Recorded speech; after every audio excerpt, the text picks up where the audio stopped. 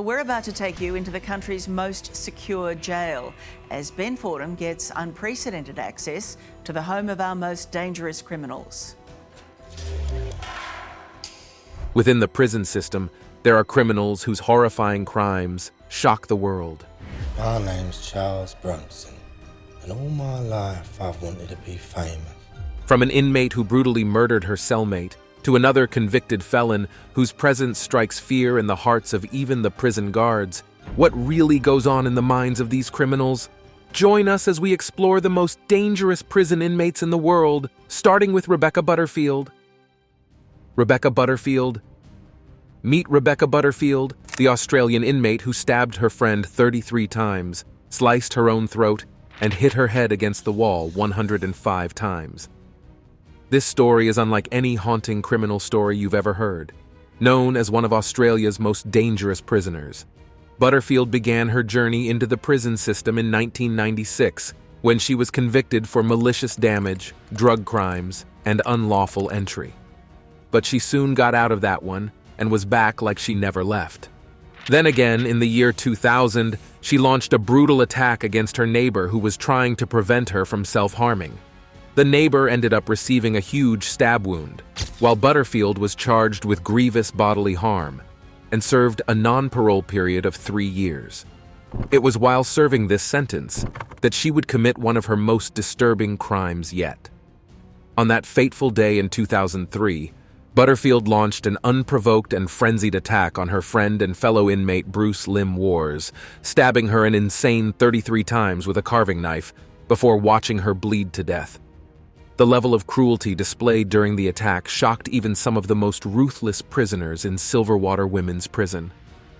The attack earned her an extra 12 years, and after she was deemed too dangerous for society, another 5 years was added. But even though her sentence will eventually expire, there's a huge chance she might never be released, and this is because she had vowed to continue killing if she's ever released. She has also attacked a number of prison officials, including a doctor who was treating her. In the past, she has thrown tea at guards and an inmate, along with a crutch and a colostomy bag. All of these would also cripple her chance of ever walking out of the facility a free woman. Butterfield appeared at the Supreme Court in January 2021 to process her release since her time was over. But her request was rejected after the NSW government argued that her history of violence since January 2020 meant she should remain behind bars at least till 2023. But as of the time of making this video, she still hasn't been released. Robert Mosley.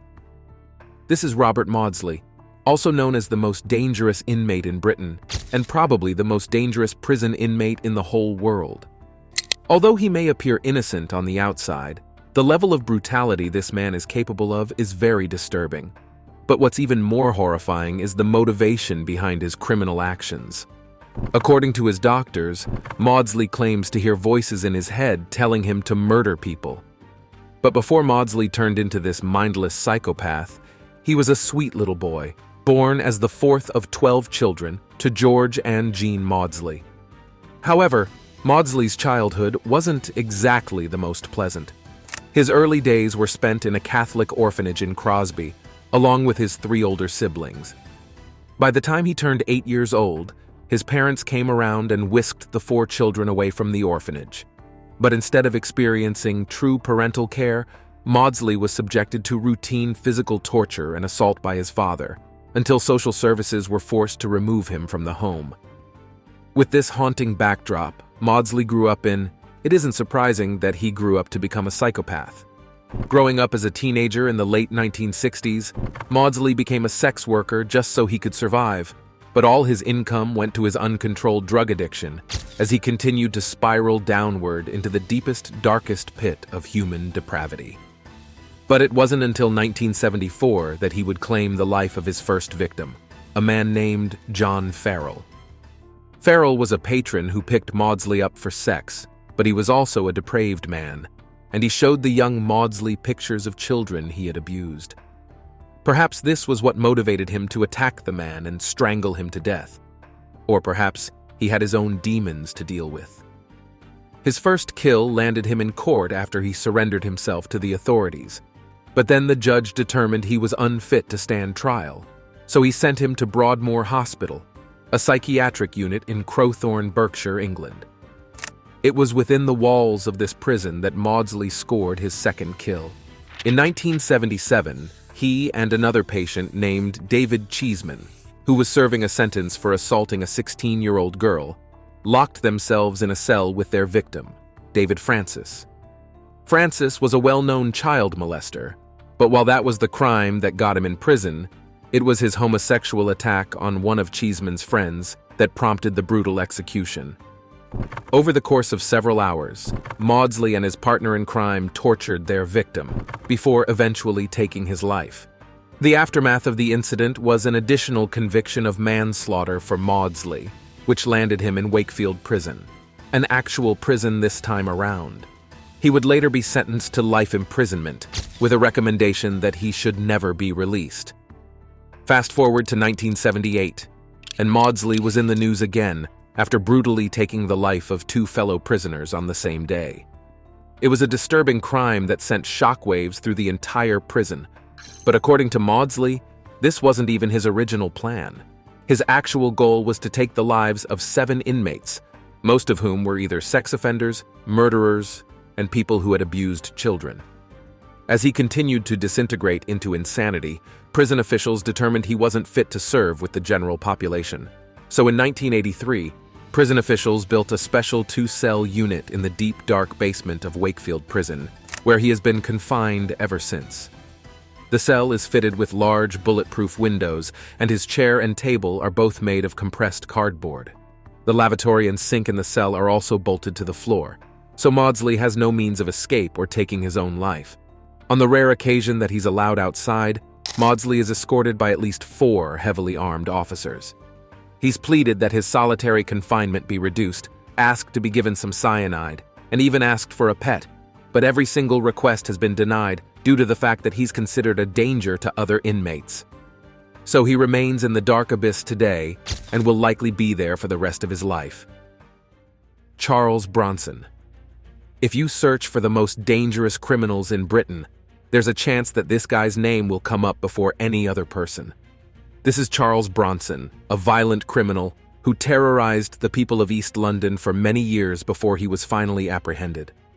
But even when confined behind bars, his violent tendencies only became more pronounced, and he's earned a reputation as one of the most dangerous inmates in any British prison. Born originally as Michael Gordon Peterson in Luton, Bedfordshire, the would-be criminal was one of 3 sons of Era and John Peterson. During his lifetime, Bronson's father ran the Conservative Club in Aberystwyth, and his uncle and aunt each served as mayor of Luton in the 60s and 70s. So obviously he came from a respectable background. His aunt Eileen Parry once told the media how Bronson was a lovely boy while growing up. She recalled him being so gentle and mild-mannered. But everything changed when his parents moved from their home base to Ellesmere Port in Cheshire. This was when the young boy started to get in trouble. Bronson went from 0 to 100 very fast, and by the age of 13, he was already part of a gang of armed robbers, along with 3 of his friends. This illegal adventure was what landed him in juvenile court for the first time. At this point, he also started getting into fights and skipping school to spend time with his gang. When he felt that living around his parents was giving him a sort of constraint he didn't want, he left home and returned to Luton, the place he refers to as his hometown. In order to survive, Bronson took on several jobs, but he never lasted at these jobs because he would often get into huge fights with his managers. It didn't take long for the young man to land in jail, serving time on remand for criminal damage. His crime was smashing some parked cars following a heated argument with his girlfriend's father. But he didn't go to prison just yet. Instead, he was fined and given probation. But did Bronson change his ways and take on a more respectable lifestyle? No, not really. He went right back into doing more crimes like stealing a lorry and leading the cops on a chase, planning and executing a snatch-and-grab raid, and even armed robbery. It was this armed robbery that finally took him to prison in 1974. Bronson was 22 at the time, and he would soon become a terror in the prison called Walton Jail, where he was sent to serve his sentence. After spending just a few days behind bars, Bronson got into his first huge trouble after attacking 2 prisoners unprovoked. He was sent straight to the punishment block, one of the most terrifying sections of the prison. After the prison got tired of his wild antics and violent tendencies, they had him transferred to HMP Hull in Kingston, England in 1975. Just as expected, Bronson got into trouble shortly after landing in the prison. He refused the task assigned to him and even smashed up a workshop following an altercation with a prison officer. Once again, he was sent straight to the punishment block, where he was injected with a sedative known as chlorpromazine, which made him violently ill. Following his recovery, Bronson went right back to destroying prison properties and attacking fellow inmates without provocation. Since then, he's been shuffled between prisons. His sentence has been extended many times, and he spent more time in solitary confinement than most other inmates at the facility. He's also attempted to poison another inmate, threatening to take the life of a prison officer, and one time he was even caught trying to dig a way out of his cell. But not only has Bronson attempted to kill others, he has also attempted to take his own life but failed. In 1982, he performed his first rooftop protest after escaping to the top of Broadmoor. Then he did it again shortly after that, causing damage of over $250,000. Then in April 1996, he took 2 Iraqi hijackers hostage, along with another inmate named Jason Greasley. His reign of terror was so severe that a special unit was built for him in 1999 to reduce the risk he posed to other inmates and prison officers. His crimes while in prison are so numerous that it would take hours just to sort through them all. Bronson's last parole hearing was in 2023, but not surprisingly, he was denied and will likely spend the rest of his life locked away from the rest of the world. Renee Akube. While some criminals discover their knack for criminality later in life, Renee Akube got in touch with her psychopathic side when she was just a child. As one social worker who worked with her when she was 13 rightfully describes her, Renee Akube was an angry, violent young girl. Her fierce anger and fury burned like a fiery inferno, and over the years it has propelled her to the highest heights attainable for any violent criminal, earning her the title of Canada's only female dangerous offender. Dangerous offenders are inmates who are classified as risks to other inmates, and the title is often reserved for violent killers and predators. However, the difference between Akube and most of the other dangerous offenders in Canada is that her own most grievous crimes were committed right within the prison walls. On the outside, Akube may appear as a nice, bright, and pleasant person, but her heart is stone cold, and she's capable of a level of brutality that will make you shudder. She was first introduced to the prison lifestyle in the year 2000, when she received a 3.5-year sentence for drug trafficking and assault with a weapon. But she had ended up spending the past 24 years incarcerated behind bars thanks to her constant violent outbursts. When experts tried to trace the origin of her unfettered anger, they discovered she became this way when she found out her real mother had been murdered by her father when she was just 6 months old, and she was raised by her grandmother. This story dealt a huge blow to her mental health, and she began to get into serious trouble as a teenager. After spending time in youth jail, she eventually started her adult sentence at the Saskatchewan Penitentiary. However, just 2 months after her arrival, she became involved in her first hostage-taking situation, aiding in the confinement of another inmate for hours. For that, she got another year added to her sentence, but that turned out to be the tip of the iceberg. Within just 3 years, Akube had engaged in countless violent hostage-takings and assaults, and her sentence had built up to 21 years. By the time she was taking these hostages, Akube was pregnant, and she would eventually give birth to a beautiful baby girl in an Aboriginal prison known as Okimau Ochi Healing Lodge.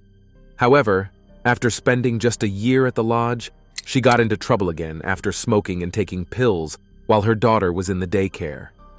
She refused to take a drug test, leading correctional officers to take the baby away and send her to live with Akube's sister. This was when she started plotting her escape. Along with another inmate, Akube made it out of the prison into the remote reserve, but they were both arrested the next morning. She has also given multiple death threats to both inmates and prison officials, making her one of the most feared women in the Canadian prison system. Richard McNair. On November 17, 1987, Richard McNair was in the process of burglarizing a house in Minot, North Dakota, when two men suddenly appeared on the scene. In the scuffle that followed, McNair murdered one of these men and shot the other man 4 times. The second victim survived the incident, but as for McNair, he was nowhere to be found. He was able to escape authorities until February 1988, when the police called him in for questioning, and he finally surrendered the handgun used in the shooting. But it was right at this point that he would begin to showcase his professional escape skills. While at the Minot Municipal Police Station, McNair was able to trick his way out of place, although his escape only lasted a few hours. After he was captured and handcuffed to a chair, McNair unveiled another trick he had up his sleeves, using the lip balm in his pocket to squeeze his hands out of the handcuffs. Then he led the officers on a foot chase through the town before he was eventually apprehended. He would eventually be slammed with 2 life sentences for murder and attempted murder, as well as a 30-year prison sentence for burglary. Fast forward to October 9, 1992, and McNair escaped again along with 2 other prisoners from the North Dakota State Penitentiary in Bismarck, North Dakota. To get out of the facility, the men had to crawl through the vents, but it was all efforts in futility, as McNair was recaptured within hours, while the others lasted a few days before being found. Another time, he escaped and stayed outside for 10 months before he was arrested again in Grand Island, Nebraska. There's even a viral video of him tricking an officer who met him shortly after he escaped again in 2006. When the officer approached him, he gave him a fake name, and his act was so convincing that the cop let him go without realizing who he was. Now, at 65 years old, McNair has relented in his escape attempts. His case has also inspired TV series like The Prison Breaker, as well as other TV shows. But as crazy as his story is, this next one gets even darker. Now it's time for our subscribers' pick. In the dark corners of the prison system around the world, there are criminals that stand out from their peers due to the brutal nature of their crimes. These men and women, like Michael Campbell and his heavily tattooed face, strike fear in the hearts of even the most powerful inmates. While other criminals may often cease from their criminal activities once incarcerated, these prisoners continue their violent activities, brutalizing both fellow inmates and the guard watching over them. Which of these stories shocked you the most? Let us know in the comments below. Now let's get back to the video. Charles Cullen. History has seen the rise and fall of many serial killers, from Jeffrey Dahmer to the notorious John Wayne Gacy. But one name very few people remember is Charles Cullen. Coincidentally, he's actually regarded as the most prolific serial killer in American history, earning him the title Angel of Death. Born on February 22, 1960 in West Orange, New Jersey, Cullen was raised in a working-class Catholic home as the youngest of 8 children. However, his childhood was anything but happy. He was bullied a lot by his schoolmates and sister's boyfriends, and it took a toll on his mental health. When he was just 9 years old, Cullen tried taking his own life by drinking chemicals from a chemistry set. Although he survived the incident, that was only the first of many times he would try to take his own life. He was even in the Navy for a while, until receiving a medical discharge in 1984 for undisclosed reasons. Shortly after leaving the military, the future serial killer enrolled at the nursing school at Mountainside Hospital. He excelled so well in his job that he was even made the president of the class, before finally graduating in 1986. He soon found work at the burn unit of St. Barnabas Medical Center in Livingston, New Jersey, which was when his string of murders began. The first murder Cullen confessed to took place on June 11, 1988, when he administered a lethal overdose of intravenous medication to a patient. But that was only the beginning. Before he left the hospital in 1992, Cullen claimed the lives of countless patients, including an AIDS patient he killed by giving him an insulin overdose.